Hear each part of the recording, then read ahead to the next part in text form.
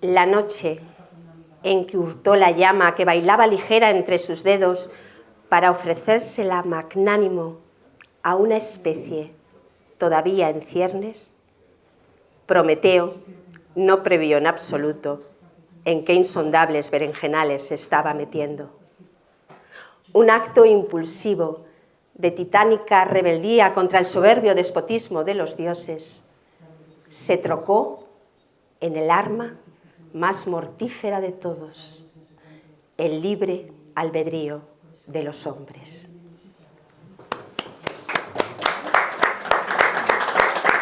Bueno, buenas tardes, bienvenidas, bienvenido. Ella es Maru Bernal. Este poema, que es uno de los poemas del libro No todos volvimos de Troya, con el que ella ha ganado la 25ª edición del Premio Ciudad de Salamanca de Poesía, está dedicado, como bien dice el poema, a uno de los nombres de esta librería, Prometeo, que como saben ustedes también, y si no lo saben yo se lo recuerdo, ahora en mayo, hace un par de años, ardió como no podía ser de otra manera. Y como ya saben ustedes que esta librería tiene dos nombres, Prometeo, Proteo, bueno, pues el héroe, el titán que robó a los dioses el fuego, hizo que, bueno, que en manos de los hombres, como bien ha dicho en su poema, pues aquí se fuera la mano, en este caso por culpa de Endesa, que quede claro, que hizo que saltara, que subiera la tensión y se quemara, pero como también se llama Proteo, pues ya saben ustedes, el hijo de Poseidón, Proteo, era un cambiaformas y habla precisamente de la capacidad de metamorfosis. Y la librería pues se ha vuelto a transformar de aquella ceniza, de nuevo está aquí con ustedes. Está aquí con ustedes con un proyecto que se llama El Tercer Piso. El tercer piso no es solo un lugar, estamos en la tercera planta, sino es también un concepto, un proyecto que yo humildemente intento llevar hasta ustedes. Mi nombre es Héctor Márquez, soy eso que llaman ahora gestor cultural, soy periodista, soy comunicador y básicamente lo que hago es liar a la gente, montar cosas para que tengamos comunicación y se creen comunidades en torno a temas, como siempre, culturales. Les voy a pedir después que si ustedes quieren, allí tenemos unas hojitas al lado de los libros de Maru, por si quieren recibir información de todas las actividades que se hacen. No solo son presentaciones de muchísimos géneros, sino que también hacemos clubes de lectura, hacemos concursos, hacemos debate, hacemos todo lo que está en nuestra mano para intentar dinamizar las librerías y volver a esta nueva, esta nueva etapa. Después del fuego estamos en transformación y queremos que siga siendo así. Maru Bernal es profesora de latín y griego en un instituto en Cabezón de la Sal, en Cantabria. Maru Bernal es poeta, Maru Bernal es también... ¡Hombre, Aurora Luque! ¡Ha llegado!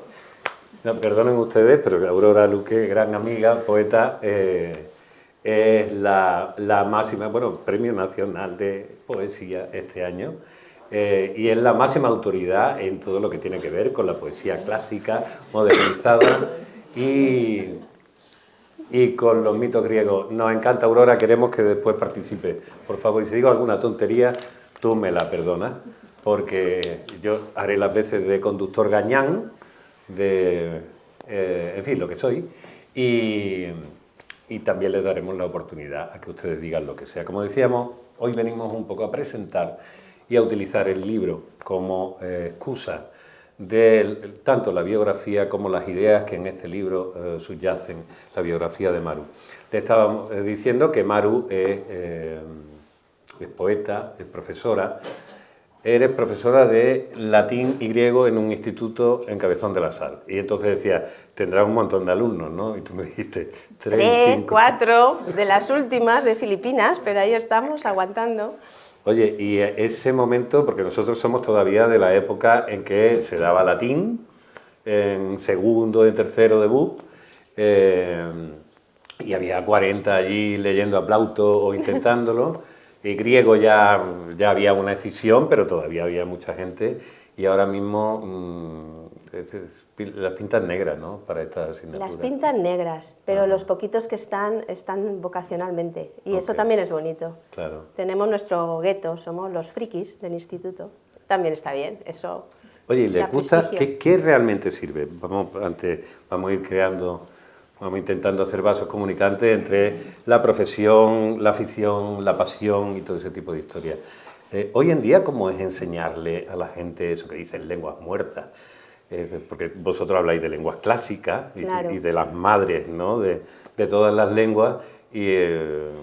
Bueno, yo siempre lo he hecho a través de las historias. Ok, vale. Y las historias han funcionado siempre. Los mitos siempre están ahí. Y yo se los cuento de una manera que ellos me dicen, pero tú te lo crees, ¿verdad? ¿Tú crees que tu Dios es Poseidón, verdad? Y yo digo, sí, sí, claro que me lo creo y están ahí. Entonces, esa pasión que yo tengo, que verdaderamente les hablo como si fueran de la familia, fueran cercanos, les llega de alguna manera y a través del teatro. También lo he hecho mucho a través del teatro. Oye, ¿cuál es tu primer contacto? Vamos a irnos a los orígenes con los mitos, que es lo que te lleva a ti a estudiar lenguas clásicas. Serías una niña y aparecieron ahí algunos personajes. ¿De dónde y cómo? ¿Quiénes fueron? Yo era una lectora compulsiva en Barcelona, donde me crié, y bueno, pues cayó en mis manos un libro de mitos griegos, ya no recuerdo cuál, pero yo entre todo lo que leía, El Lambert, mitología griega y romana. ese lo tenía.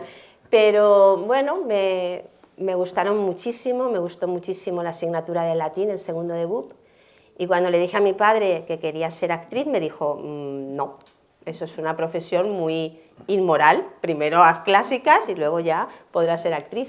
Y bueno, opté por hacer clásicas porque también me encantaba y me apasionaba. Y lo que hice fue aunar las dos cosas y hacer teatro sobre el mundo clásico. Precisamente, además, te conviertes en poeta, has hecho teatro. ¿Cuándo empieza también la pasión de la poesía? Si empezó siendo, como en muchísimas ocasiones, como una especie de pasión oculta que no se enseñaba a casi nadie allá por la adolescencia. No, sí, es verdad, siempre he escrito desde la adolescencia. Decidí publicar con la gran ruptura amorosa, claro, el desamor lleva siempre a la poesía, y a partir de ahí pensé en que por qué no podía contar también los mitos en forma de poesía. Claro. O sea que ha sido pues hace, no sé, 6, 7 años cuando he decidido ponerme con ello. Además, hoy después hablaremos un poquito de él y te pediré que leas alguno. El libro anterior tuyo que estaba publicado, Hendiendo el aire, Suturas del alma, publicado en Libros del Aire, poesía. Hay muy pocos, los pocos que están allí, que se lo ha traído de Cabezón de la Sal, que son incunables, así que si ustedes los quieren, no pierdan la oportunidad. A mí me van a perdonar esta cosa que yo tengo de vendedor y comunicador, pero estamos en una librería, se sostiene gracias a los libros. Este libro me contabas que además es el libro personal, el libro de Maru Bernal contando o destilando a través de la poesía la ruptura amorosa, directamente. La ruptura amorosa y la nostalgia. Okay. Siempre vertebro, yo creo que todos los vertebro en torno a esa palabra tan griega, ¿no? La nostalgia, ¿no? El dolor por el regreso, que en este caso era que quería regresar a un amor perdido, a un paisaje perdido, a un paraíso que yo consideraba.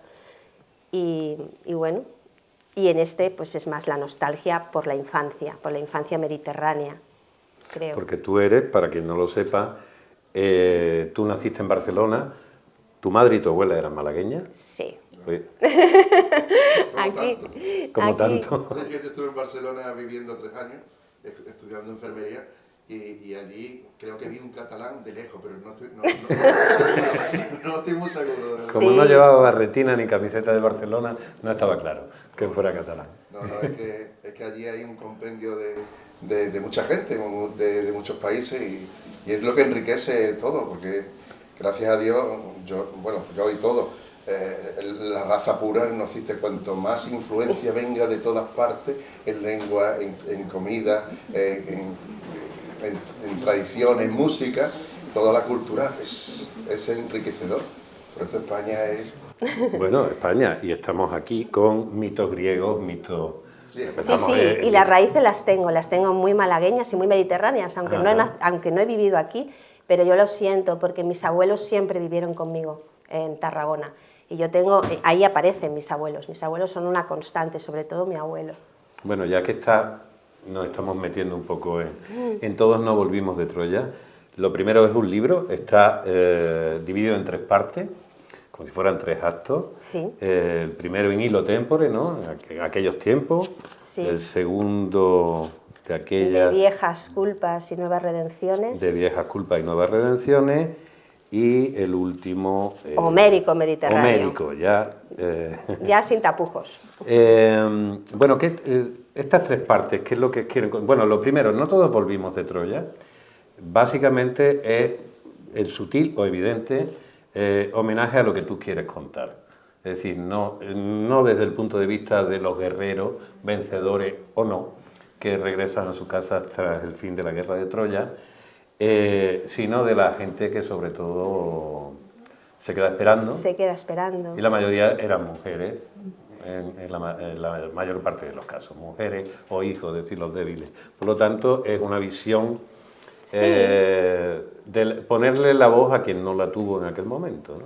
En una parte es lo que tú dices, claro que sí. Además, yo siempre he oído mucho más alto la voz de las mujeres que la de los hombres, de las heroínas. También puede ser, no todos volvimos de Troya, que algunos nos quedamos en ese mundo que es el origen, que es el principio, que son nuestros anclajes y no hemos salido de ese mundo. También puede interpretarse así, ¿no? Seguimos manteniendo. Y para mí es una manera de entender el mundo y de buscar respuestas. Preguntas, pero sobre todo respuestas, y en ellos las encuentro. Estás hablando de encontrar respuestas. Decía Joseph Campbell que el mito es la manera que han tenido los hombres desde que tenemos uso de razón, civilización o cultura. Es decir, desde que supongo que existe el lenguaje y se empiezan a contar historias para explicar aquello que no nos es dado alcanzar con la razón, aquello que es invisible. Y hablaba él, y habló mucho, y defendió mucho, como en la actualidad del mito. El mito nunca muere, el mito es eterno, el mito está ahí. Hoy en día, que somos, quizás que los hombres que hemos sido siempre tan osados a la hora de dejarnos el fuego, seguimos creyendo que todo lo anterior está superado. ¿Qué sentido tenía ya desde el punto de vista cultural, personal, más allá de acercarte a los lugares donde tú has amado la vida, que antes hablábamos?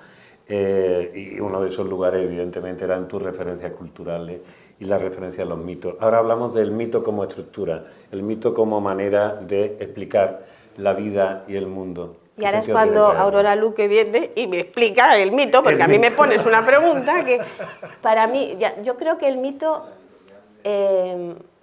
ha sido lo que yo te digo, porque lo veo también en la gente joven, una forma de entender nuestros anhelos, nuestros temores, nuestras congojas, y las encontramos ahí, encontramos esos mismos anhelos, temores y congojas, también una forma de explicar el mundo, que lo fue, y también recurrimos a ella, pero sobre todo es como un amparo, a mí me reconforta estar con ellos, ¿no?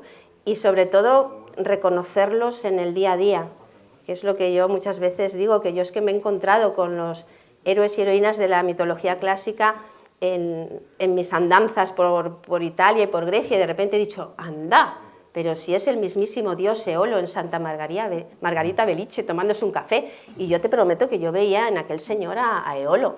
O sea que para mí tienen una cercanía muy bonita, y creo que los alumnos, o los jóvenes, también encuentran un amparo y Eso es como una idea de que tienes una tradición. De que tienen una tradición, de que no están suspendidos en el vacío, de que hay un punto, un origen, y claro, pueden tirar del hilo. Y después existe una cuestión en el mito, en el momento en que empiezas ya a salirte, digamos, del envoltorio cultural de cada uno de los mitos, y ya hace una visión todavía más de zoom, desde arriba, te das cuenta que se repiten de una manera escandalosa las mismas historias, los mismos personajes, con distintos nombres, con contextualizaciones culturales, y que una y otra vez... Los conflictos son los mismos, los problemas son los mismos. Vamos a ir, si te parece, un poco además escuchando. Tú vas a leer entre momentos partes de los distintos in illo tempore. Vamos a contar un poco para que la gente se haga una idea y se contextualice antes de escucharte los poemas en tu voz. In illo tempore, yo creo que lo llamé así porque quería hablar de los dioses más arcanos, de ese principio. Y es lo que te contaba. Yo creo que el anhelo del ser humano, el deseo de amar, el deseo de encontrar un hogar, el deseo de no estar solo, y también los temores más profundos, el miedo al desamparo, a la pérdida, a la vejez, quizá a la muerte, aunque eso nos envidiaban los dioses, ¿no? Que éramos efímeros y por tanto todo era más bello. Todo eso lo tienen los primeros dioses, los primeros héroes de la mitología, y por eso empecé por in illo tempore, por los primeros. Y el primero de todos es el comienzo de nuestra civilización. ¿Lo podemos escuchar? Podemos escuchar. Sí. ¿Os importa que me ponga de pie? Porque es que si no, no os veo. Olor de toro entre los muslos, sentada a horcajadas sobre su lomo. La brisa salobre acariciando sus pechos, los brazos erizados rodeando la fiera testuz, la mirada húmeda, prendida del horizonte, palpitante de deseo y esperanza. La primera migrante fue Europa. Dormida en la playa de la memoria, ahita de placer y de culpa, Ariadna sueña que Teseo la abandona. Otro que también me gusta mucho es el de las parcas, las hilanderas de la vida. El patio inundado de luz, las primeras brevas por San Juan, el exacerbado canto de las chicharras, las manos húmedas de sudor, las tijeras inertes sobre el regazo. La muchacha se acerca a la ventana, aspira la fragancia de la albahaca, suspira en la última calidez de la tarde y confiesa en voz alta que también ella ama incondicionalmente la vida. Sus hermanas levantan al unísono la mirada del telar. Durante unos segundos se congela la trama de los días. Los mortales contenemos el aliento. Por un breve, precioso instante nos creemos eternos. La que sí se disculpa con una sonrisa, vuelve renuente a su rincón, coge las tijeras y sigue cortando implacable los hilos del destino. Imaginé a Dafne, cuando Dafne ya era tierra, ya se había convertido en árbol, ¿no? Pero yo creo que todavía seguía sintiendo. Rumor, hierba, rumor, pálpito, caricia, hierba, tierra, rumor, rumor de hojas, pálpito que acaricia el caer del día. Un muchacho horada el árbol que me habita, trenza coronas entre mis dedos, roza los senos de mi copa con su aliento, el dulce peso de su cuerpo sobre la hierba, abriéndome, tierra adentro, abriéndome. Y es verdad que siempre miro del lado de las mujeres, y el último de este capítulo que os puedo recitar es el de las heroínas. La vuelta, ¿no? El continuar, la supervivencia, el levantarse después de cada caída. Volvió Helena a su cenador. La fragancia del jazmín en el ocaso, tardes demoradas en silencio, la infinita paciencia de la derrota, empate de miradas, partida en tablas. Clitemnestra brindó por la nueva cosecha. Le pidió a Egisto que se quedara y trató de seguir viviendo como buenamente pudieran. Penélope cambió las sábanas, retiró el embozo, guardó las distancias y se quedó dormida escuchando el interminable periplo de aquel perfecto desconocido. Unas y otras acompasaron respiraciones y así continuó la vida. Eso sería in illo tempore. Estaba buscando. ¿El último poema está en Hilo Tempore Sí. también? Ay, no lo he visto, se me ha ido aquí. Es Bueno, el último. ¿eh? El último. El último. 20. Bueno, en algún momento está. No es En el algún último, momento. pero está. No me lo he inventado. Y si me lo he inventado, os va a dar igual porque no lo vais a creer de todas las maneras. Así que... No, ese lo había escuchado. Sí. Este precisamente te encuentras con esta última imagen fantástica de Penélope, como diciendo, ¿quién es este tío? Pues sí. Este tío que se fue hace 20 años, que no había FaceTime, o sea, no te enterabas de nada, y que de pronto ya, harto de luchar en Troya y de hacer después ese periplo de irse por tabaco y volver, regresa ante una mujer que ni lo conoce, ni sabemos si lo quiere conocer demasiado. ¿Tú crees ahora mismo en el punto en el que estamos ahora mismo, cultural y político, de la necesidad de la revisión de cualquier discurso cultural, incluso de personaje, desde el punto de vista femenino y feminista en algunos casos? ¿Cuál es la posición que tú tomas ahí? Porque no la veo tanto como una postura feminista ortodoxa, sino decir, oye, que ellas están ahí y que no le había hecho ni puto caso, y yo voy a decir lo que sienten, ¿no? No soy no lo he visto desde el punto de vista feminista, simplemente es que es verdad que yo las veo, yo me fijo en ellas y bueno, me hablan, pero también me hablan ellos. Hay un diálogo, yo creo que unos no pueden ser sin las otras, ¿no? Pero es verdad que siempre, cuando hacía una obra de teatro, hiciera la que hiciera, siempre me decían los chavales, ¿no? Los actores, es que siempre son ellas, las protagonistas son ellas. Y yo decía, no, también es Jasón, también es Odiseo, también es Héctor. Y dice, no, María Eugenia, no, son ellas. Digo, pues serán ellas. Sí, quizás las veo más porque yo soy mujer y ¿no? De alguna forma, ¿no? me solidarizo o lo siento de otra manera, pero simplemente. No, hay una cosa que decía mucho Joseph Campbell, es que y probablemente estemos con la cultura grecolatina, con uno de los momentos fundacionales de ese momento en el que la civilización humana hurta los relatos de la diosa y los transforma en los relatos de los dioses, directamente. Porque ahí todavía se ve, si tú lo ves claramente, dices, ok, eso que dicen tus alumnos es la realidad. Aunque vivamos y hemos crecido en una cultura masculina y normalmente se le pone el foco al guerrero, al que acaba muerto, al que acaba arrastrado por los caballos. Yo voy a hablar de lo mío, eso le pasó a tatarabuelo Héctor en su día, pobre criatura.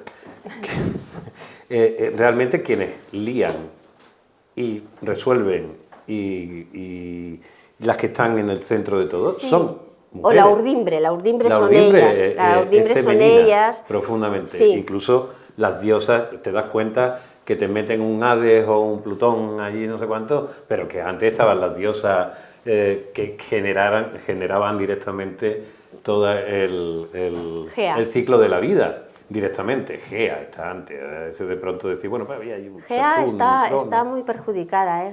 Había un poema de Gea que dice que cuando regresó al cabo de los siglos, con un par de cataclismos bajo el brazo, algún que otro apocalipsis entre las canas y un puñado de estrellas muertas en su gabán, Caos se detuvo atónito en el umbral del planeta. Disimuló el gesto ante una avejentada Gea, tomó sus manos encallecidas, obvió las palabras. Había visto demasiadas insanias ahí fuera para cuestionar también las de la madre tierra. Gea ya tiene... Ole. Quiero ir saltando con cosas y contarle a estas criaturas que si no lo saben, este premio te lo dieron el año pasado, no es cualquier premio, es un premio de gran prestigio, pero te dieron otro a la vez, una semana antes, una semana después, que era el Amantes de Teruel, sobre...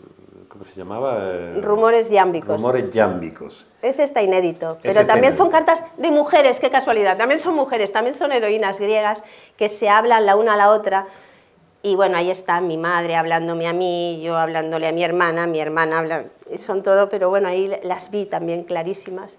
Y ese ya saldrá, hay que dejar espacio, ¿no?, a que los libros respiren.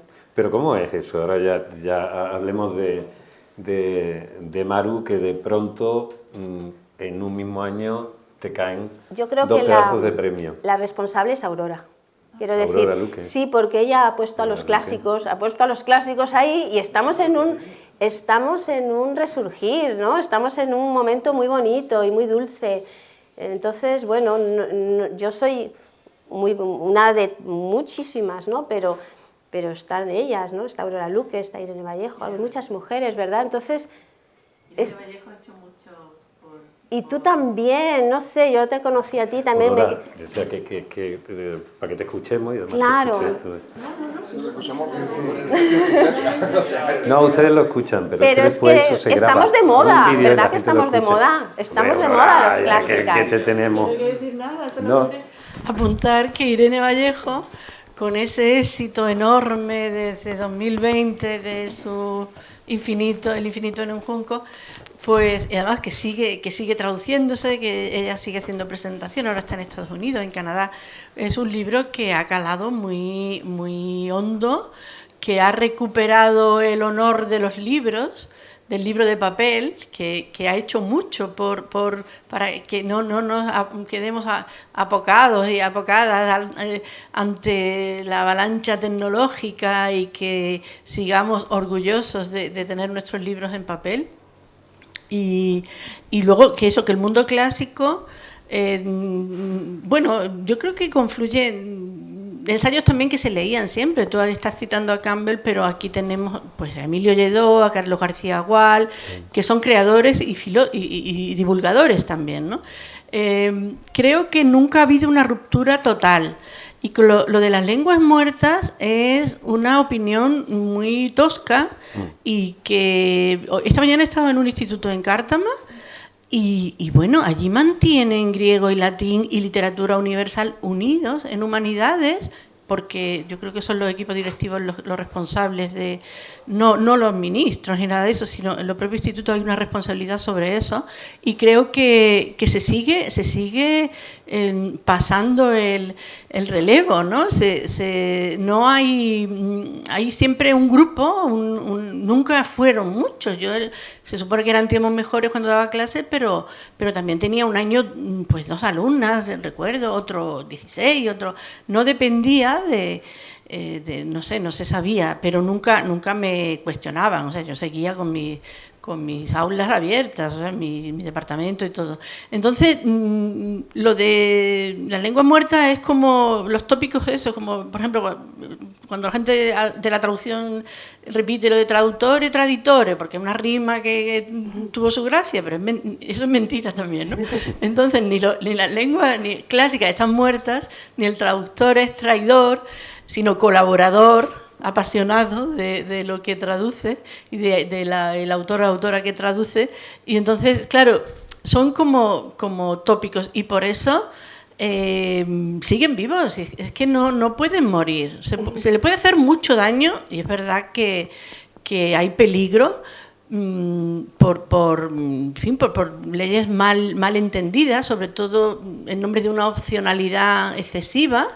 Cuando verdaderamente un adolescente no sabe lo que es lo bueno, habría que dar una formación mucho más estable y fija, incluso, ¿no? Más no tanta opcionalidad, que hagan matemáticas con griego, pues no sirve para nada, ¿no? Entonces, claro, en la enseñanza está la clave, porque tú has hablado, Maru, de tu profesor de latín, pero es que yo también le debo muchísimo a mi profesora de tercero de BUP y luego a la de COU y al de los 2 primeros años de la universidad. Sí. Sin ellos yo no estaría aquí, no habría venido a escucharte, no habría podido escribir, ni traducir, ni nada. Entonces está en no destrozar del todo lo que hay. Y es verdad también lo que dices de que somos los frikis. Precisamente lo decía Juan Antonio González Iglesias, porque ahora está llegando más gente, se está matriculando más gente en filología clásica, en Salamanca, porque opinan eso, es que lo dicen directamente. No, esto es que es de frikis, es que no sé qué, es que mis amigos que dicen que no sé, y se matricula más gente ahora. O sea, que no todo está perdido, ni por supuesto muerto. De hecho, es que yo creo que si abriéramos todos los libros de esta librería, en el 80% habría referencia al mundo clásico. Claro que sí. Con eso lo digo todo. Gracias, Aurora. Y yo quería, y además quien quiera intervenir, que lo haga, que esto es un ágora abierta, como siempre. Y pensaba, antes te lo preguntaba, me parece, en mi caso, por ejemplo, yo vinculé el interés por los mitos clásicos, después terminé haciendo teatro también, gracias a los héroes que a mí me atrapaban cuando era pequeñito, y los héroes eran los que ahora mismo ven todos ustedes que dominan el cine y le hacen a Scorsese decir que eso ni es cine ni es nada, que son los superhéroes. Claro, cuando yo me encontraba que en el grupo que a mí me gustaba salía Thor, salía Hércules, y esos también estaban en el libro de Lambert, yo digo, a ver, ¿esto de qué va? Y entonces cuando tú te das cuenta que eso que tu padre critica de esos señores con mallas dándose tortazos estaba antes, y que antes se daban los mismos tortazos, incluso era aún más sangriento, porque ya cuando empiezas a leer las primeras traducciones existe ahí un vínculo, y además hay mucha más riqueza directamente. Entonces tienes la sensación de que vienes de algo lejano, te da encima la oportunidad de plantarle cara a tu padre, oye, que esto ya lo decía Homero, ¿vale? O sea, ya, él ya temblequeaba, se echaba un poquito para atrás. Yo no sé si ahora, que aquello que en mi época estaba, pero era muy reducido, porque era a través de unos tebeos, de unos cómics, tampoco era todo el mundo leía aquello, ahora que ya es mainstream absolutamente, os sirve de alguna manera como vínculo para contarles a los chavales, decir, estas historias, estos dioses, estas mitologías, son las que han alentado, más o menos, bueno, exageradas, con más o menos efectos especiales y con malla, pues las historias de estos superhéroes contemporáneos. Sí, los superhéroes, yo se los cuento, los actuales, y los comparo con los anteriores, pero lo que más les gusta a veces son los derrotados, los vencidos. Claro. En De viejas culpas y nuevas redenciones, voy a recitar alguno de hombres, ¿vale? No son esos superhéroes que matan a mamporro limpio y que... Es al revés, ¿no? Son los que querrían ser personas corrientes y normales. Sí, ¿no? Leemos alguno de viejas culpas y nuevas redenciones. Está Egisto. Egisto envejeció esperando a Orestes en el quicio de la puerta. Le gustaba sentarse en su silla de Enea con un manojo de esparto sobre el regazo, trenzando cestillos que luego Clitemnestra llenaría de almendras, anises y ajonjolí. A la fresca jugaba la partida con los vecinos. Se adormecía en el cadencioso gorgoteo de la fuente del pueblo y se convencía a sí mismo de que finalmente Orestes no habría de regresar jamás. Aquella tarde, sin embargo, el cedazo quedó inconcluso sobre la silla y un dulce olor a pan de higos amortiguó el ácido sabor de la venganza. Y ese era mi abuelo, trenzando esparto, y mi abuela haciendo pan de higo. Y la otra cara, Orestes. ¿Qué piensa Orestes, o qué creo yo que piensa Orestes? Sentado al sol, una hogaza de pan, un odre de vino. Mi buen amigo Pílades tocando la cítara. Una muchacha trenza flores entre mis cabellos. Así quiero morir, Electra, sin venganza que valga ni trágicos matricidios. Sentado al sol, una hogaza de pan, un odre de vino.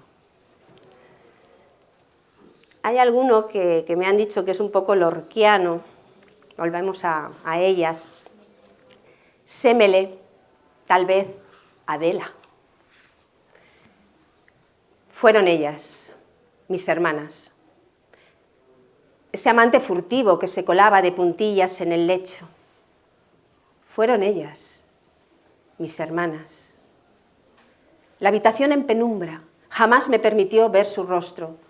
Quizá un viajero de paso, tal vez un joven temporero. Fueron ellas, mis hermanas. Con el alba me apremiaban. Se me asemeja a un dios, pero no me creyeron. Fue su envidia la que me mató, la de ellas, mis hermanas. Ya está. ¿Ya está? He metido a los hombres. He metido al hombre.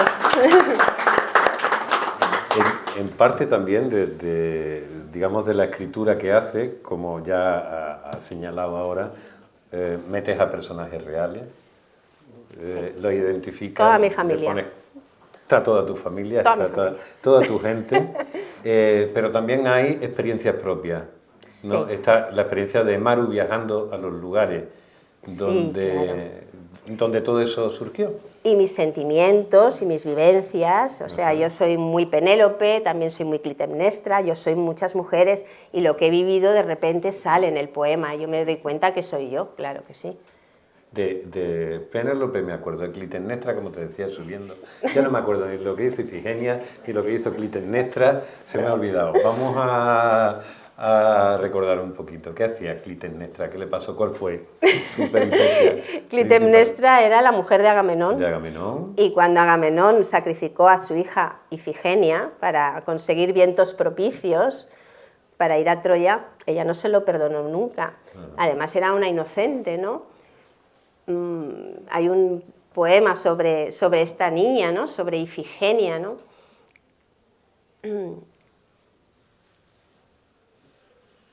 Pero no me acuerdo. Antes de coronar la cuesta, una leve brisa memorizó su rostro. Se ajustó una sandalia, aligeró el paso, atisbó las negras naves varadas en la playa y respondió confiada al animoso gesto de su padre. Aquella noche se levantó el Meltemi. El Meltemi es ese viento, ¿no?, que hay en Grecia, ¿no?, que cuando se levantan los barcos no salen y tú te quedas en la isla y se acabó, y el ferry no ha venido porque hay Meltemi. Y Clitemnestra esperó 10 años a que volviera Agamenón de la guerra de Troya y cuando volvió, pues claro, obviamente lo asesinó porque se lo merecía. Se lo merecía. Se lo merecía. Y además había vivido ella con su amante, con Egisto, con este Egisto, ¿no? O sea que yo las entrelazo a todas, pero sí veo muchas cosas que yo he vivido y he sentido en todas ellas, ¿no? En lo bueno y en lo malo, claro que sí. ¿Tú te has identificado con Penélope? Con Penélope mucho, en Homérico Mediterráneo es todo Penélope y Odiseo. Ok. A Penélope la tenemos normalmente en el acervo popular como la buena mujer que espera. Pero nada. Espero un rato, luego Penélope, ya... Tu Penélope, tú. Claro, mi Penélope soy yo. Bernal no espera demasiado. No espera demasiado. Mi Penélope Bernal dice, esto no puede ser, vamos a otra cosa. Y sigue viviendo, y sigue amando, y sigue teniendo esperanzas, y sigue haciéndose y forjándose como mujer y creándose una vida, claro que sí. No se puede. Eso que me gusta mucho, y te decía antes, que había un poema de este libro, lo vamos a intercalar aquí, que lo tienes donde, bueno, tú sabes dónde está. ¿Ahora? ¿Tú quieres que yo lo Ahora quiero, sí, así es. Ellos son caprichosos, ya sabes tú. Vienen de la guerra de Troya. Además, a mí me han matado. Merezco algo, soy un alma en pena. Porque es mi vida, dices, ¿no? Porque es el inventario. ¿Tú quieres inventario? Inventario. Madre mía. Bien. Toca hacer inventario de la casa. Musitan los rincones escondidos, rezuman lágrimas las paredes, cuchichean las puertas en voz baja. ¿Inventario de qué? De mi dedo polvoriento, trazando caminos grises sobre muebles detenidos, de membrillos pudriéndose en la artesa que dejaste preparada para el dulce, de libros olvidados en el suelo, del irrespirable olor a moho de la ropa guardada y el dolor que lo invade todo, que se desborda escaleras abajo hasta los montones apilados con tus cosas y mi rabia. Orden judicial de enumerar cada día compartido, cada noche de desvelo. Recuerdos en hilera de nuestros viajes, fotografías torcidas, aperos en desuso, muescas en cada piedra. Inventario de la casa sin ti. Orden judicial sobre la mesa. Esta noche toca apagar la lumbre, atrancar la puerta, arropar a los hijos, saberse solo y no hacer balance.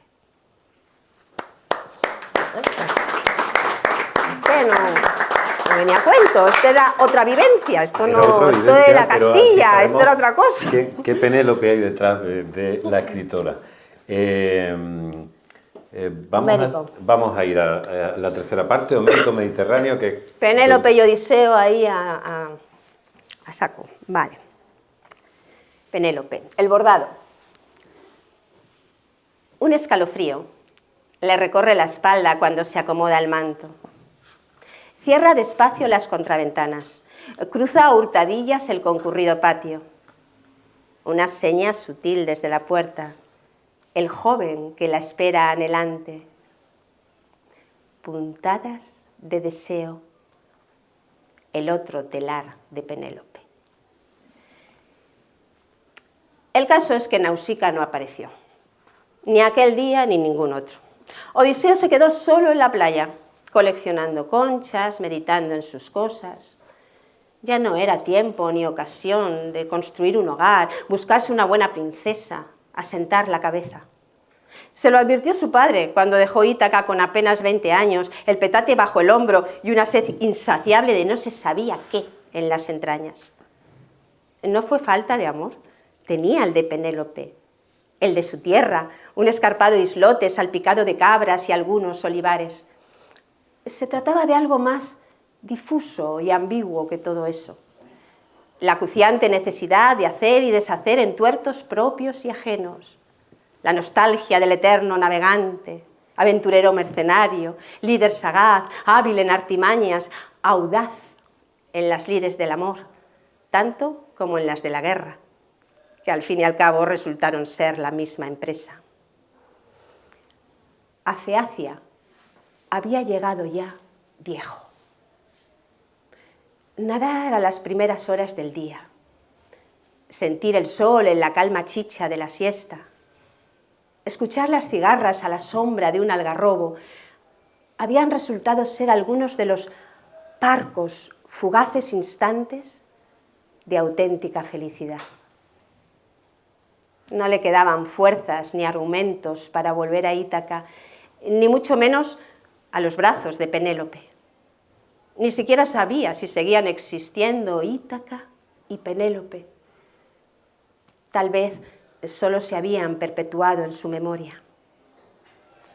Rolaba a norte, cuando Odiseo se levantó con cuidado. Las noches en la playa entumecen el alma. Sin muchacha a la vista ni odre de vino añejo, desplegó velas, soltó la driza, se subió a la barca. Todavía quedaban muchas islas, esquivas diosas, arduos escollos, elevados palacios, indómitos gigantes y algún que otro averno por conquistar. Peleo, el padre de Aquiles, ¿qué pensaría Peleo de ver a su único hijo marchar hacia la guerra? El olor de las algarrobas caídas, caracolillos enracimados del hinojo, los higos abiertos con las primeras lluvias, el frescor de la amanecida.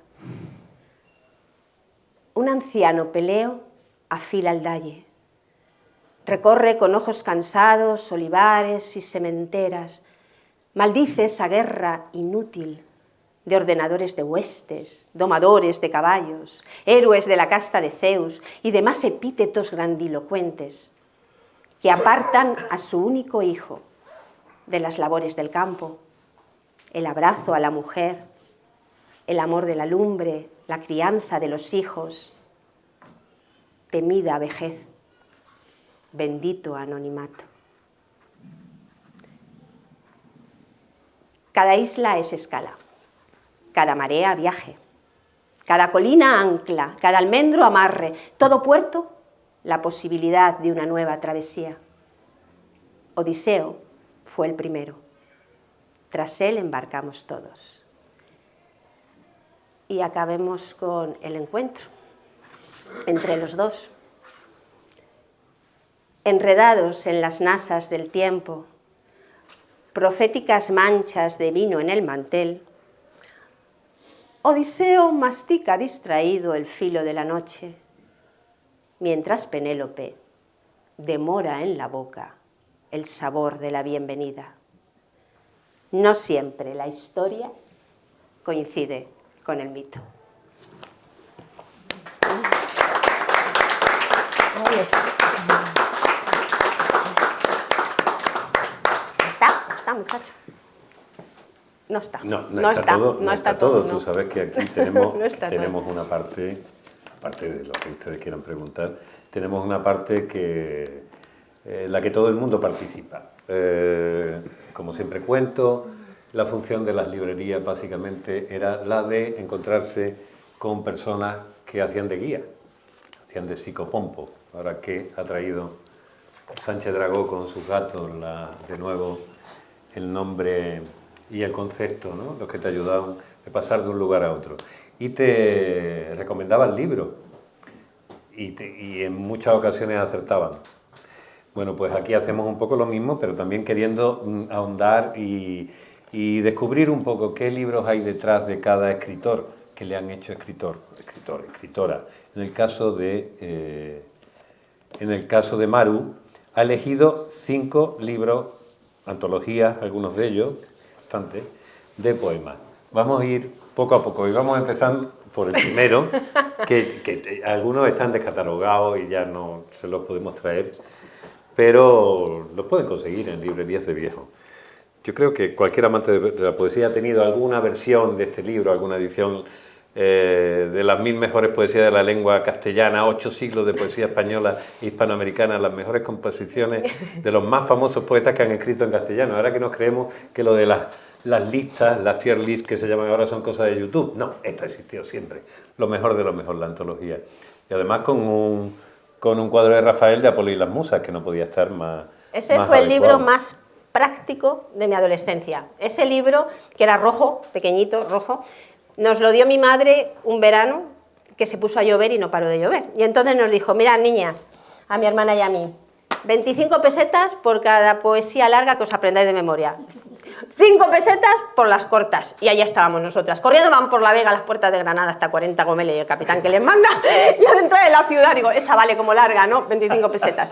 Y así empecé yo con la poesía, con este libro. Así fue. Tu madre creó un monstruo. Mi madre.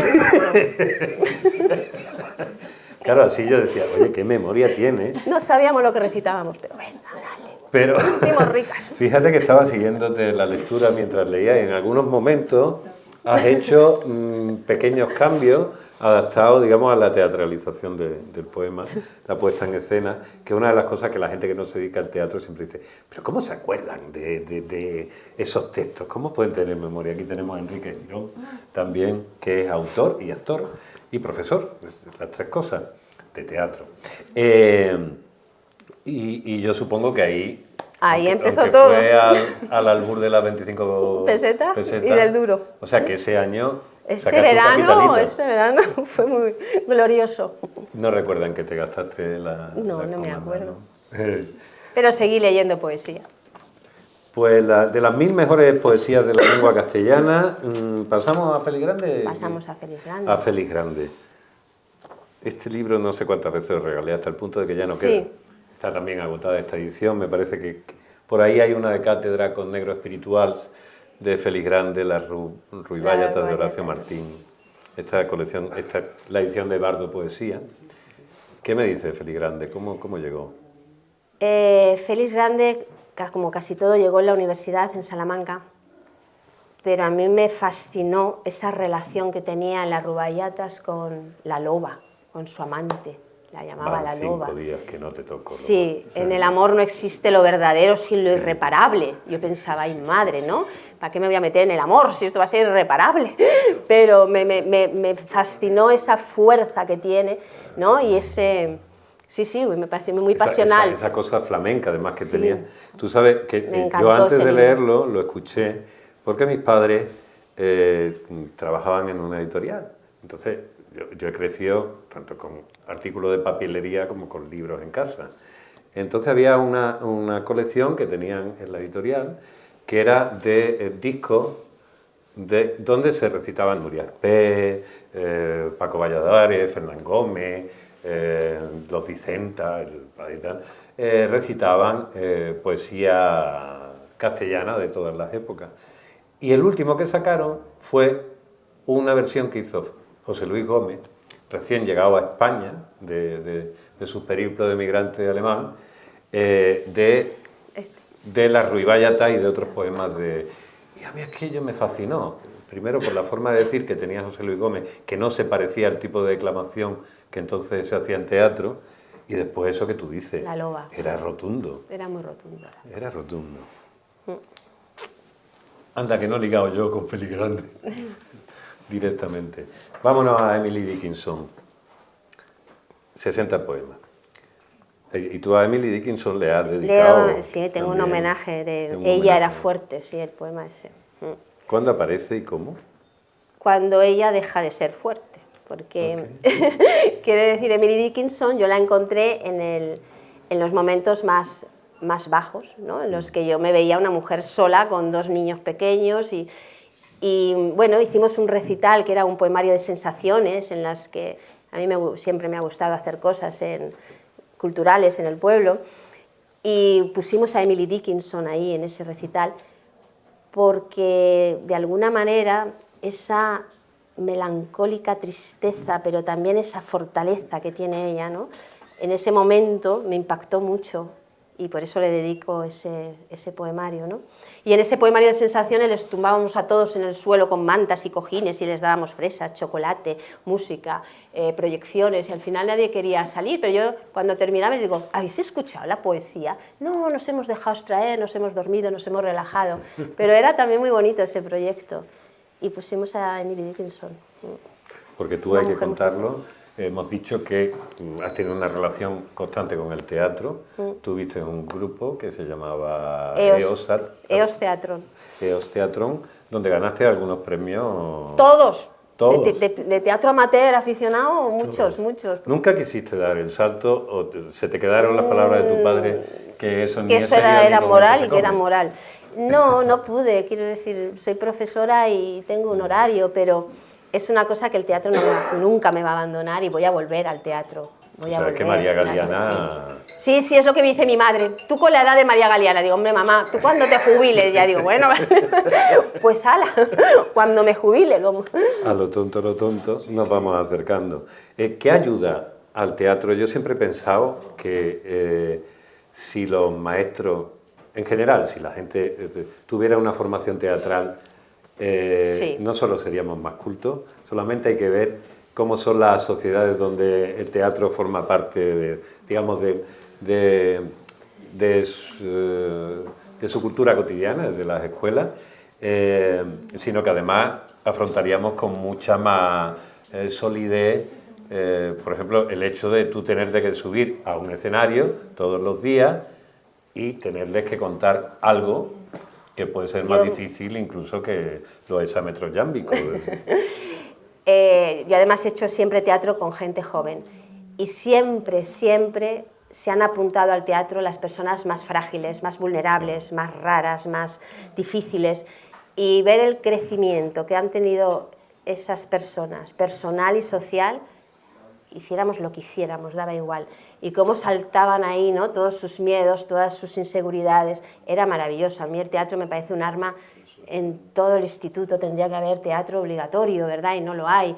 Y siempre lo he hecho fuera, en actividades extraescolares, pero creo que es fundamental. O sea, mucho más que el latín, el griego, las matemáticas, el teatro, claro que sí. Brutal. Ahora vamos a abrir un pequeño de teatro. ¿Ángel González o Yoconda Belli? Bueno, ¿Cuál? Ángel González. Ángel González. Ángel González fue porque hice una entrevista en la facultad, creamos una revista, Vanidades, y me tocó entrevistar a Ángel González, me acuerdo yo, y me quedé fascinada porque además su pareja era muy joven, él ya era un hombre mayor, ese cuidado, ese amor que se veía entre los dos, claro, nos recitó algunos poemas, hablamos de su poesía. Me fascinó el hombre, me quedé enamorada del hombre, entonces empecé a leer su poesía por él, ¿no? Porque quería conocerlo y me gustó mucho. Y tengo alumnos que ahora son profesores de 40, yo qué sé, o 50 años casi, que todavía me recuerdan que yo en clase les leí a Ángel González, yo no me acuerdo, y que fue una manera de entrar en la poesía, me lo recuerdan alumnos, exalumnos, sí. 101 más 19, sí, muy bonito 120 ese libro. poemas, muy bonito. con prólogo de Luis García Montero, que está en todas partes. Yoconda Belli, El ojo de la mujer, en la colección Visor de Poesía. ¿Qué decimos de este libro? Dime que no me conformarás nunca, ni me darás la felicidad de la resignación, sino la felicidad que duele de los elegidos. Y dije, ahí estoy yo, la felicidad que duele de los elegidos. Ese está ahí, en Yoconda Belli. Me gusta mucho esa mujer. También la conocí en alguna ocasión, pero es vitalista, es fuerte, es una mujer con mucha energía, ¿no? Yo también necesitaba esa energía y tuve un momento en el que me agarré a ella. Es que son anclajes, son agarraderas. Y los he tenido en varios momentos de mi vida. Pero el más práctico, el mejor, el primero, desde luego. ¿Y para qué sirve la poesía hoy? ¿Para qué te sirve a ti? A mí me cura la poesía. Ajá. La poesía me cura, es una necesidad, pero me cura, me reconforta, sí, me lame las heridas y luego me produce placer, muchísimo placer, leer poesía. ¿Y la construye o te viene de no sé dónde? No, le dedico un ¿Ayudar tiempo, le a dedico un musas? trabajo, claro que sí, pero si viene, viene y si no viene, pues me pongo a hacer otra cosa. Quiero decir que no se puede forzar, no. Y tienes que vivir, claro, cuando en épocas de felicidad absoluta yo no escribo, yo vivo la época de felicidad absoluta. Y cuando la época pasa, pues digo, voy a escribir. ¿Y qué te dicen tus alumnos cuando algo le habrás leído de estos poemas y estarán hartos de escucharte? Me dicen que, sobre todo me dicen cuando vaya a las presentaciones, me dicen, tú no seas muy teatrera, ¿eh? No te pases, no. Pero sí, claro que les gusta y se sienten orgullosos, yo creo que se sienten orgullosos de mí, ¿no?